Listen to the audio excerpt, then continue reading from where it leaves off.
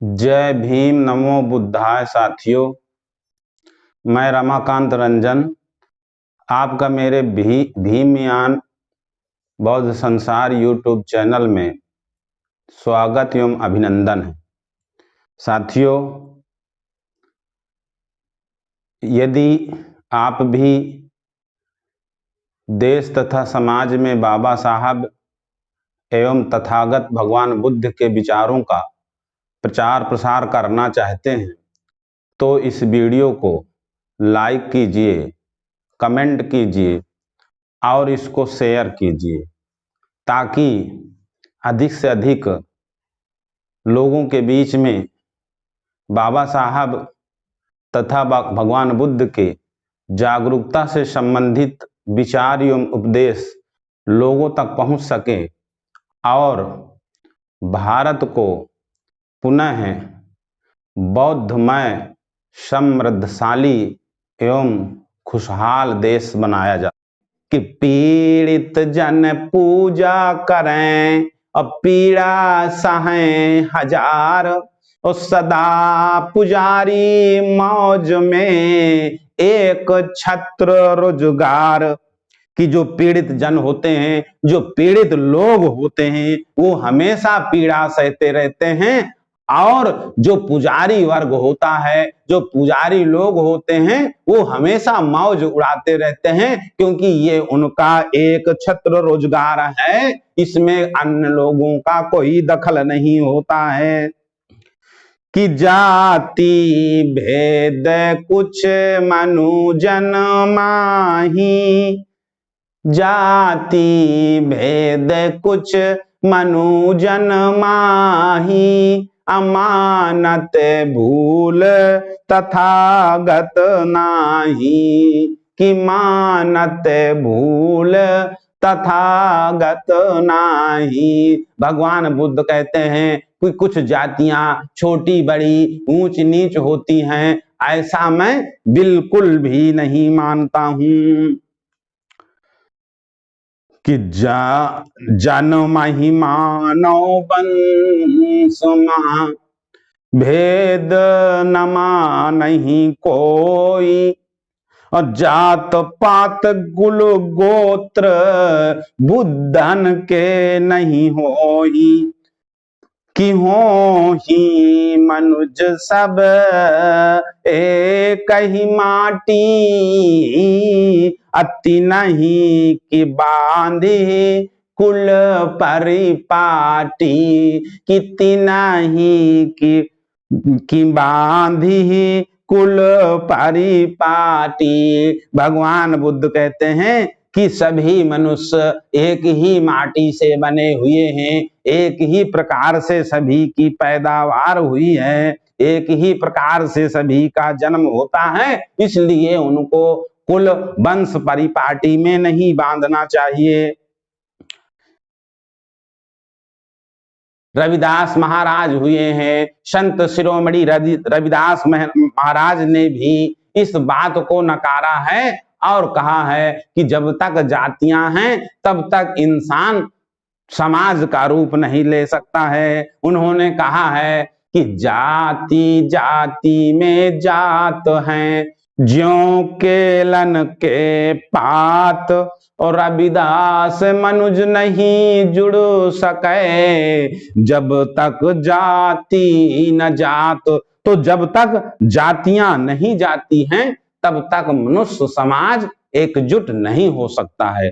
तो साथियों, मनुष्य समाज को अगर एकजुट करना है तो हमें अपने मध्य से जातियों का जो भूत हमारे दिमाग में हजारों वर्षों से डाल दिया गया है, उस भूत को हमें निश्चित ही उतारना होगा। उस भूत से हमको छुटकारा पाना होगा और छुटकारा तभी हम पा सकते हैं साथियों, जब हम इसी तरह के जन जागृति कार्यक्रम को सुने और सुन करके उसको दूसरों को भी सुनाएं। साथियों, कुछ लोग इस देश में सारी धन संपत्ति पर कब्जा किए हुए हैं, बाकी लोगों को कुछ भी नहीं मिल रहा है। तो इसको सबसे पहले कबीर महाराज जी ने इसको सबसे पहले चिन्हित किया था और उन्होंने अपने उपदेशों में, अपनी लेखन में इस बात को कहा था कि चींटी चढ़ी पहाड़ पर, नौ मन तेल लगाए, हाथी को दबाए काख में, ऊंट दियो लती आए। उन्होंने कहा कि चींटी के समान जो कुछ मुट्ठी भर लोग हैं, वो पहाड़ यानी समाज रूपी पहाड़ की चोटी पर बैठे हुए हैं, वो सबसे ऊंचे अपने आप को शिखर पर रखे हुए हैं, अपने आप को सबसे ऊंचा मान रहे हैं। और जो 52% ओबीसी समाज है, उस हाथी जैसे समाज को अपनी कांख में दबाए हुए हैं। और बाकी के जो लोग हैं, अनुसूचित जाति है, जिनको जंगलों में और जिनको अछूत कहा गया है, वो ऊंट जैसे बड़े समाज को एकदम लतियाए हुए हैं, उनको समाज से बहिष्कृत किए हुए हैं। तो साथियों, इसको भी हमको समझना चाहिए। कबीरदास जी ने हम लोगों के अंदर जागरूकता की कितनी कमी है, हम लोग अपने आप को क्यों नहीं पहचान रहे, इसके संबंध में उन्होंने एक बहुत अच्छा दोहा साथियों कहा है। उन्होंने कहा है कि एक अचंभा हमने देखा, एक अचंभा हमने देखा, कुएं में लागी आग, अब पानी की चढ़ सब जल गयो, मछली खेले फाग। उन्होंने कहा है कि हमारा जो कुआं है, हमारा जो देश रूपी कुआं है, उस कुएं में कुछ लोगों ने आग लगा रखी है, हमारा सब कुछ छीन रखा है, हमको एकदम गरीब बना रखा है, शिक्षा संपत्ति शस्त्र से वंचित कर रखा है। लेकिन हम लोग बुद्धि से इतना पैदल कर रखा है, हम लोग इतना बुद्धि से पैदल हो गए हैं कि हम लोग उस षड्यंत्र को समझ ही नहीं पा रहे हैं और उसी में मछली जैसे होकर के फाग खेल रहे हैं। दूसरा उन्होंने कहा कि एक अचंभा हमने देखा, मुर्दा रोटी खात, कि एक अचंभा हमने देखा, मुर्दा रोटी खात, और समझाने से समझत नाही, लात पड़े चिल्लात। इसका मतलब है कि कबीरदास जी कहते हैं कि हमारे देश में, हमारे समाज में कुछ लोग मुर्दा के समान, कुछ लोगों को धन संपत्ति इज्जत मान सम्मान से इस प्रकार वंचित कर रखा है कि वो जी तो रहे हैं लेकिन मुर्दे के समान हो गए। अब वो मुर्दे के समान होकर के रोटी खा रहे। कब चिल्लाते हैं? जब उनको तकलीफ पड़ती है, जब उनको लात मारा जाता है, जब उनको जो है बहुत जो है दुख दिया जाता है, तब जाकर के थोड़ा बहुत चिल्लाते हैं, अब बाकी रोटी खाने में मस्त रहते हैं। तो साथियों, कर्म कांड एवं पुरोहितवाद का भी